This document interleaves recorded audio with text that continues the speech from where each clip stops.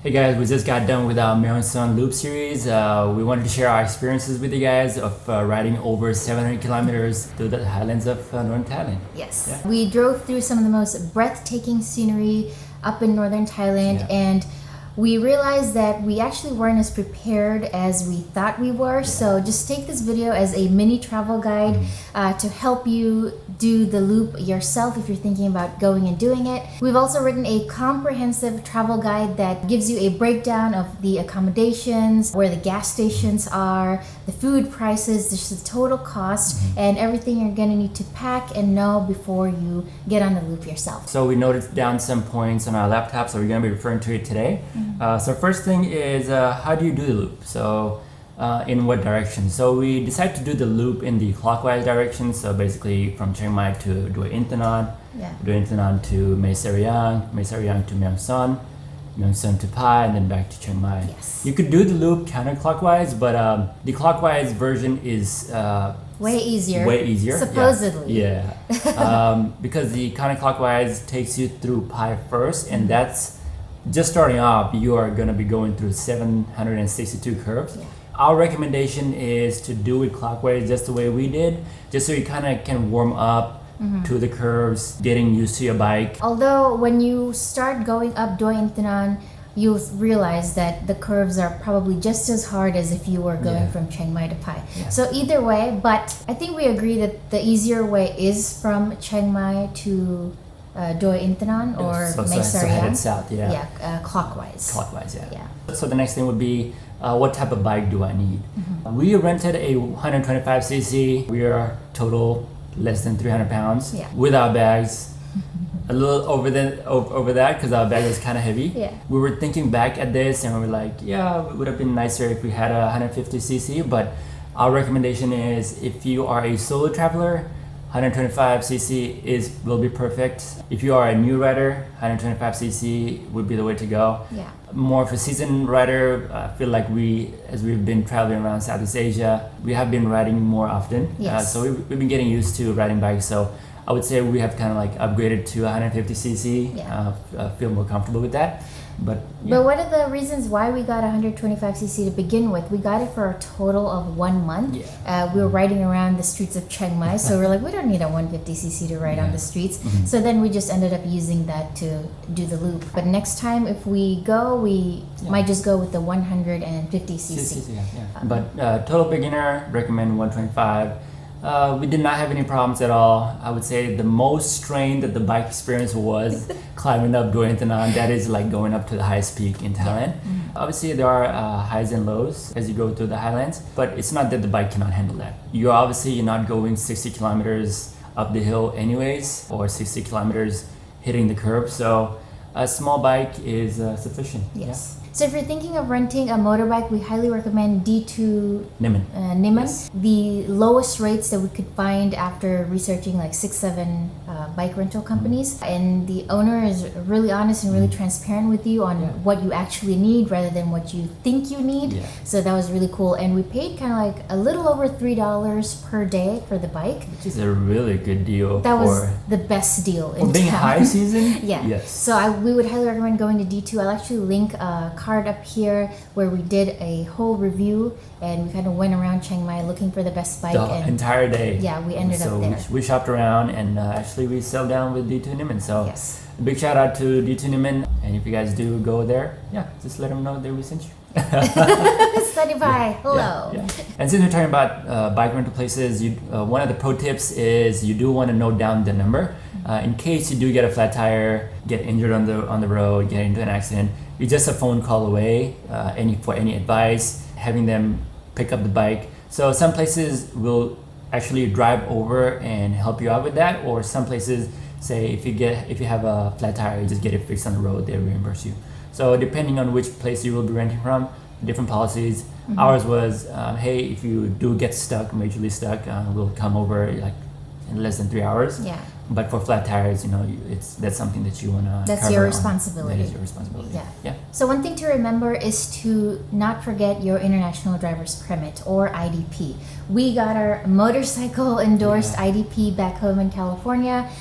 We just went over to a AAA. That's one of the best places you could go to get your certificate. So just go to AAA, show them your test results, and you get your permit. And it costs only $20. Yeah, prior to getting the IDP, you want to take a motorcycle license test. Yeah. Our DMV back in California, either you take a test at the DMV or you take a certified course. We went through the certified course route, and it's basically 2 days of learning how a bike works, learning how to make maneuvers with the bike. So I would say that was a really good opener for us getting into riding bikes, and that's what made us comfortable renting a scooter and being comfortable riding more than 4,088 curves. Yeah. So we highly recommend getting legitimately certified for a motorcycle because you could get an IDP and it'll say that you're okay driving. But the thing is, if you do get pulled over, your IDP will only have a vehicle, like a car like a endorsement. vehicle. Yeah, exactly. That's not like equivalent to being on a motorcycle, because then when you're stopped by the police, they might look at your endorsement and they're going to say you don't have a class M or a motorcycle endorsement, and therefore you're going to get a fine. But the thing about Southeast Asia is sometimes even if you have all your endorsements, you still might have to pay a fine because you might have been speeding or whatever the reason was. So that'll be a 500 baht fine and you're on your way. We actually met a fellow traveler who was from Switzerland. He did not even have a license or an IDP. He just got to Pai, rented a bike somehow, and he was just doing the loop himself. And he did get a fine. He did get stopped by police, and he did pay his 500 baht fine, and he was on his way. We're not endorsing that. We tried not to push the envelopes to that much. We knew we were not gonna face any problems on the loop, and we never got stopped once. There are multiple checkpoints on the road. Never were asked to slow down or anything like that. So just depending, obviously if you are riding through towns, do slow down. I think it's around 30 kilometers. You will see signage prior to that. So. And then feel free to kind of hit those curves lightly afterwards. But through villages and stuff, you do want to slow down. Quick things on what to remember to pack before your trip. First of all is some raincoats, some rain cover. We had those ones that you buy from either DIY or 7-Eleven. Those plastic ones. You could get those synthetic ones as well. For us, it did the job. And also, since we're talking about rain covers, you also want to have some type of cover for your bags as well. Especially if you have electronics. Electronics, exactly, we did encounter rain a few times. Thankfully, we were fine. We had those plastic bags and rain covers, so it was fine. There's a space underneath bike seats where you could stash some of your things. So I would say if you do have some electronics or phones or anything like that, you could stash it underneath there and have your clothes in the other bags if you don't have any cover. And what's not necessary but we also took was some reflectors, because it can sometimes get really dark in the rural areas, so we kind of put them on just sporadically here and there. But it's not necessary, but only if you care about being seen or so this is a quick fun fact for the for American motorists. Actually, most of the motorcycle accidents that do happen, and after that they are questioned, motorists usually say, "I did not see the motorcyclist." So what you want to do is you want to be visible. So we did our due diligence with those reflectors. We used to put them on anytime we ended up having to ride in the dark. So just so when cars do come from behind you, at least there's reflectors either on your arm or legs and have more visibility. So we decided to do that. You guys could or kind of forgo that, it's fine. Especially because the biggest mistake that we made was getting up early and starting our day off late. And hence we kept getting to places late in the night. So I'm sure you guys are going to be great, especially if you're starting your days early on in the morning. Like you're gonna have all day, probably gonna see sunset. By sunset, you're gonna reach your next point. So. And also the fact that we're creating content for you guys, so we do have to stop a little more often. That too. That takes time. So we learned it after our third day, and we're like, let's try to get up a little earlier than that. Riding hours on end, even 3 hours straight, can feel like you've been riding for 8 hours. It's especially if you're not used to it. You get to your destination and you feel like you've been beaten up and thrown in the trenches. And then and then you have a exactly. harder time getting up next morning. So Yeah. try to like condition your body before you try to go on a motorcycle tour or a loop. Yeah. Just so you know when you're waking up, when you have to go to bed, Yeah. things like that. Helmet with a face shield. Yes. So we went with a clear face shield because it is advised that you do have some type of covering. You do have bugs, you do have debris from the road. You never know, small pebbles, rocks, things Yes. being kicked up by cars in front of you, especially on the highways.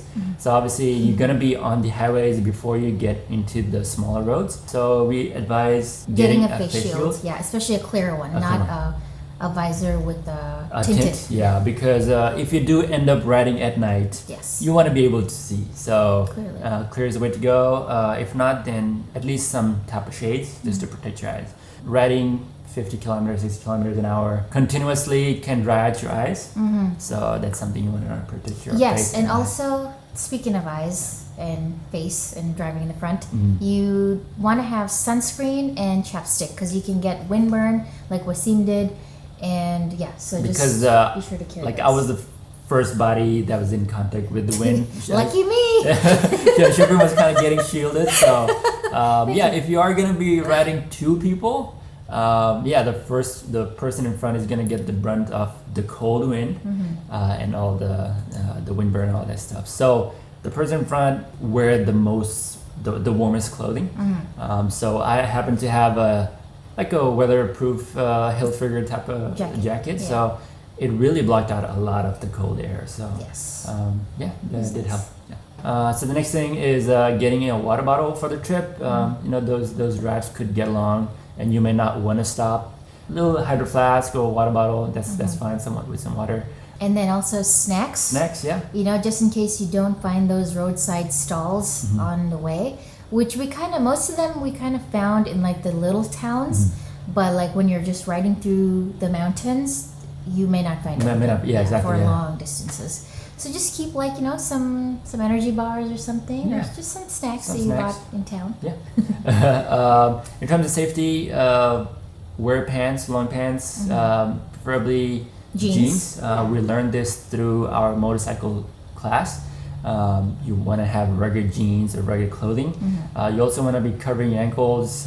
Shafeen did a good job. She had the Converse's long High tops. High tops. Yeah. I had my regular sneakers, but preferably if you do have something to cover your ankles. Yeah. But jeans for sure. Actually, I've linked a few options in the blog, the types of shoes that you need to wear, because you're also not only going to be riding, but you may stop at those points of interest where you need to do a little bit of hiking. So you also need proper shoes for that. It could be like some cheap, but like the bottoms need to be kind of rigid, or like something that's like hiking shoes. Yes. That'll Yeah, kind of yeah. grip the soil. Yeah. Grip the floor, grip the ground. You get the point. Also, if you are going to be riding around February, March, that is burning season, so you want to carry a face mask where air quality could get a little low. If you want to avoid all of that, ride between November through January. Actually, it's recommended that the best time to ride is between November and January, and you get like beautiful weather, barely any rain. Green Yes. foliage, Ooh. nice foliage. Green lush. By the time we were on the loop, things had dried out. Yeah. So we wish we had seen pictures later. We wish we had been there when it was more green, but There might be a 2.0. there might be a 2.0. You never know. So since we were talking about kind of riding through the season between November to January, we wish we had stayed on the road for a little longer.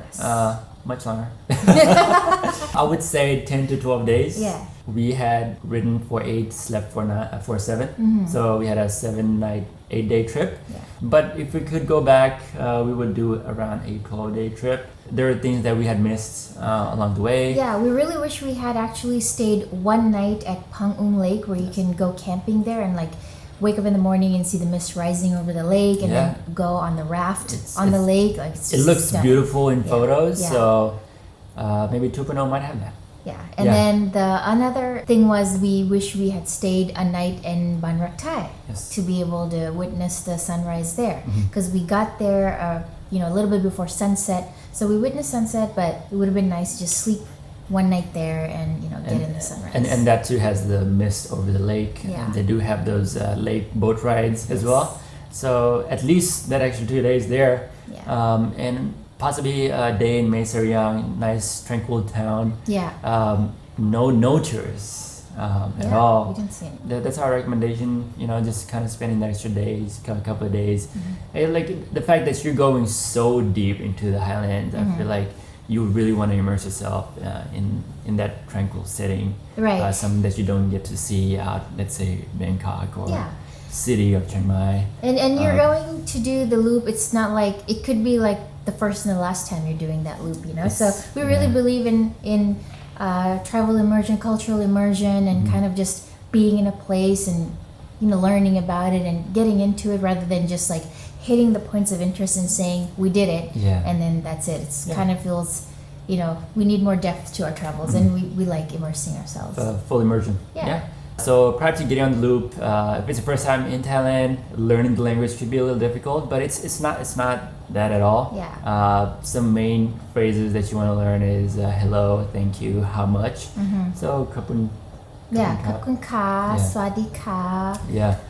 And then like how much no or spicy. less spicy or no spicy, my pet. Yeah. Gas stations. So just keep in mind that some gas tanks may work sometimes and some may not. Yeah. But yeah, just keep cash and some coins and try to fill up your tank as much as possible. Because sometimes passing through towns, like it could be several kilometers, like a while. So if you have a gas guzzler of a bike, you don't want to be on half a tank or less than that, trying to cover 50 kilometers. Renting out the bike, just ride around town, get a fair idea of how much your bike consumes gas. So on the road, you can estimate how much you need, just so you're not out there stranded. Speaking of getting the bike, maybe get it a couple of days prior, just so you can kind of practice around town, or even a day prior, just so you have an idea of how to maneuver. How the bike actually works. Yes. We were fine, I would say. Minus that one incident where the bike would shut off when we were slowed down. So it was nothing wrong with the bike. It was just because as you are flooring the bike full throttle or things like that, just kind of high speeds. Once you come to a slowdown, it's just a backup of gas in your carburetor. So that was the thing that actually killed off the engine twice on the loop. So there's this mechanism, a manual mechanism that you could kind of lever that you would pull out from the bike. Just kind of kick it a few times and it gets your bike started up. Thank God. We did not know that, if not for the aunties that we met in Mae Sariang. Watching that video of us doing that, hope you guys have learned something. Just know that there is a manual mechanism that will kickstart your bike if your bike ever shuts down. So the ride from Mae Sariang to Mae Hong Son is the longest. So do plan your day early and just so you could get there on time, because if you are going to the rest stops or like the points of interest, an hour that was on Google Maps could now turn into an hour 25. It just keeps which we thoroughly experienced as we kept going. Also, try to get to your accommodation no later than kind of 8 p.m. because after that, 8-9 p.m. it seems like people in the provinces kind of close early and go home. Luckily for us, twice that happened, but the first time we had the keys laid out in front by the reception counter. That was like around 11 p.m. And then the other one, we got to Mae Sariang from Dua Intanon, and it was lights out. It was super dark. Nobody was there, and we called I think the property manager. Good thing they were on the property, but they were asleep. So we felt really bad for waking them up, but thankfully they woke up. Let us in. So just try to not make it to your accommodation too late. Those check-in times could vary. So just try to be there early, 7, 8 o'clock the latest. So our day 4, the thing about the Long Neck Village, the internet will tell you all sorts of things, very polarizing from one spectrum to another, and we truly feel that if we want to learn about something, we're going to go experience it ourselves and create an informed decision on that place or that thing. So this was the case for us. We would have totally missed out on a really nice cultural experience. going to the Huay Pukeng Long Neck Village, had we listened to the internet. Yeah. So, especially if you're traveling, there's gonna be so many things on the internet. Just go see for yourself and make your own informed decision. That's the best thing that you could do for yourself. And the thing about acquiring knowledge is, not just reading everything that you see online, but kind of going and experiencing things yourself, and through your own lived experience, you have your own opinions about the thing. So we would have totally missed out on that, but glad we did not listen to the internet. It was nice. Yeah, it was a beautiful experience. And we also learned about our why, of why we are traveling on the road. That village actually brought that to the forefront for us. Yes. Yeah. If you guys are going to be in Mae Hong Son, the Mae Hong Son Lake is a great place to watch those pagodas light up. Yeah. If you are a photographer, bring out your tripods, because the reflection of the pagodas on the lake, yes, it's beautiful. It's beautiful. Yeah. So that's a quick tip for anyone that's going to be out there. We did spend about 2-3 nights. I believe 2 nights. Yeah, 2 nights. But the night market out there is really nice. About the night market. So where you go catch the sunset by the pagodas is also where the whole night market scene is. It's really good because they have a variety of foods, even vegetarian and vegan. The options are incredible. Yeah, we had this Vietnamese pizza. Oh, Vietnamese pizza. We took it back to our hotel. For the first time ever. Yeah, it was good, but it was so messy. We're like, oh my God, it's...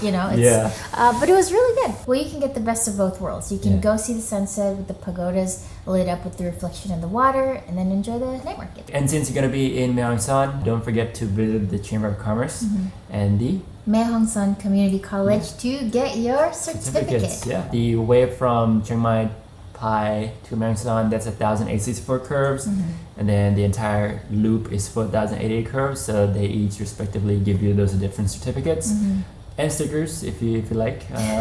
So I don't know. I feel like it's a nice memorabilia. Yes. I feel like a nice souvenir to have done the loop. I feel like that's something that you should walk away with.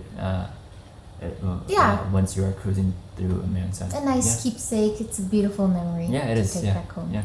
So another tip is to not do your activities during midday. Try to keep them early morning or more towards the late afternoon, towards sunset, because there were many times when we went out during midday and the sun was a scorcher, especially during that time. Yeah, burning season with 100-degree weather. Yeah, it's basically summer. Yeah. It's not that pleasant. We also visited Pai Canyon. We would highly recommend wearing proper shoes. We weren't ourselves, but after experiencing the slipperiness of the soil, it's super dry and slippery. There's signs everywhere. There's been a few incidents there, so just exercise caution when you go. But it's a beautiful place to explore. We also hear that sunrise is actually less crowded, so you might want to opt for that instead of sunset. So it's really up to you. But if you like the sunset, the place does light up nicely. Yeah, it's beautiful. It's beautiful. And watching the sunset behind the mountains, amazing. So sunrise or sunset, so both are nice. As you are riding through the loop, don't be intimidated by riders behind you, drivers behind you. The road is being shared by big trucks, other riders. So I feel like if you are a beginner, just you could be on the shoulder. It is actually advised to be on the shoulder. Just kind of let the other bigger cars pass you by and give them some room to pass you by. If you are gonna be going through continuous curves, there's gonna be cars behind you because they cannot pass on curves. Just keep the course, not until you get onto a straightaway. Just pull off to the side. Just let the other cars pass you by. Just so you're not feeling the anxiety. Feeling too pressured. Because we also learned in our class that motorcyclists sometimes feel really pressured from the cars or trucks behind them. Therefore, they have accidents. So you could slip off the road, hit a curve too fast. Just take it easy. Don't stress it. Don't stress the ride. It is a beautiful ride. So take it at a leisurely pace, especially if you have time. We hope you guys do the loop for yourself. Enjoy doing the loop.